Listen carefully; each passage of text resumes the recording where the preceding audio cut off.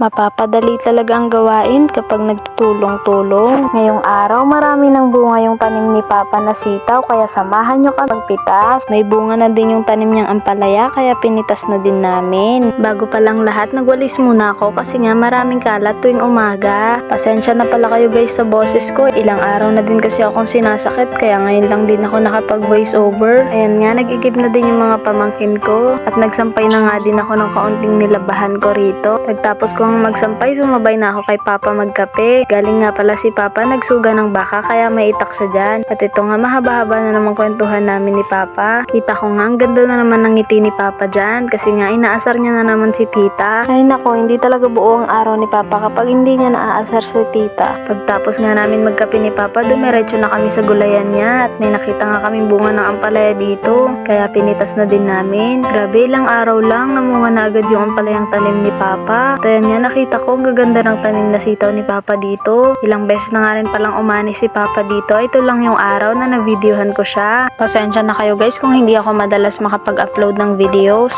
May mga bagay lang talaga na mas kailangan unahin. Sinisingit ko lang talaga kasi itong pagbablog. Marami din kasing time ang kailangan i-google dito, lalo na sa pag-edit. Pero huwag kayong mag-alala guys, sisikapin nating makapag-share sa maraming tao at makapagpa-inspire. Gusto ko nga po palang magpasalamat ulit sa mga sumusuporta sa mini vlog ko. Maraming salamat po sa mga nagsasabi na ituloy ko lang itong pagbablog. Salamat po sa mga nagpapadala ng mensahe at sa nagsasabi sa personal na ituloy lang namin itong pagbablog. Sobra nga pong natutuwa si Papa kapag kinukwento ko na kahit nag-uumpisa pa lang kami, meron ng mga nanonood. Na-appreciate po ni Papa yung support nyo. Kaya salamat po sa mga views. Ayan nga, tinulungan ko na rin si Papa dyan dahil nga maghahatid po siya ng estudyante at sabi ko sasama ako. Sa tuwing maghahatid nga pala ng estudyante si Papa ay namimitas muna siya ng sitaw. Medyo malayo rin kasi itong farm sa baryo kaya nga pag nagawi siya sa baryo ay sinasabay niya na rin magbenta ng gulay para daw hindi pa balik-balik at hindi magastar sa gas. Ang mahal na din kasi ng gas ngayon, ang sakit na sa bulsa, yung tipong mas mahal pa sa bigas. Kaya nga itong si Papa todo kayod kasi wala naman siyang ibang pagkukunan kundi itong pagtatanim. Pero thank you Lord kasi kahit papano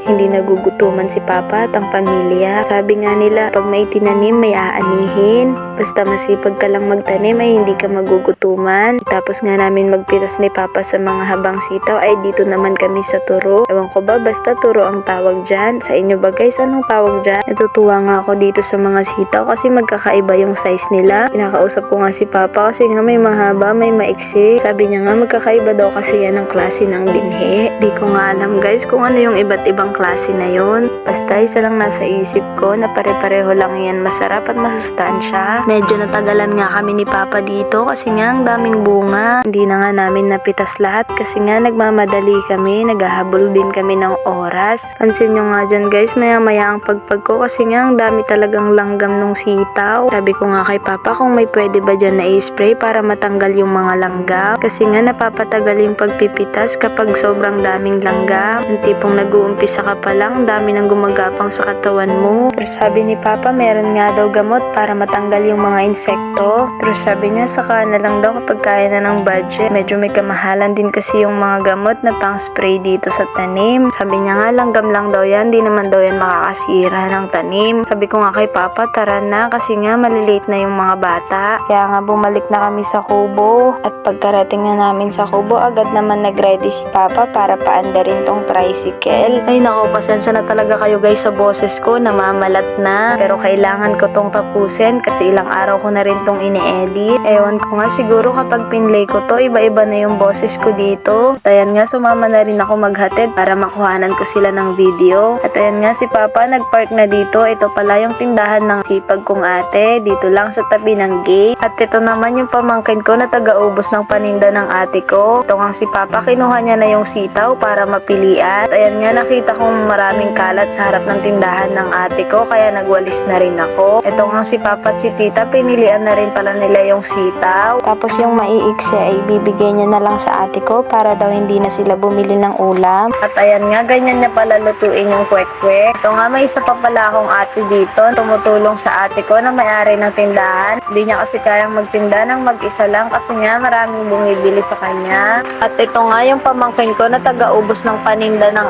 ate ko. ko. Pero kahit ganon ay masipag naman tong batang to. Kaya nga makikita dyan siyang gumagawa ng malunggay. Ganon talaga pag mga bata. Minsan mabait, minsan ewan. Tapos na palang ayusin nila papa yung sitaw. Ate ko na palang bahala dyan. I-display niya lang sa tindahan. At ito nga, pauwi na pala kami. Ang bilis nga ng patakbo ni papa dito. Kaya napapakapit na lang ako. Pagdating nga namin dito sa bahay, nagtaka nga ako kay tita kung anong tinitignan niya dyan. Dito pala nangingitlog yung mga manok. At ito namang si papa, agad naman ni-ready yung sprayer niya kasi nga mag-i-spray daw siya.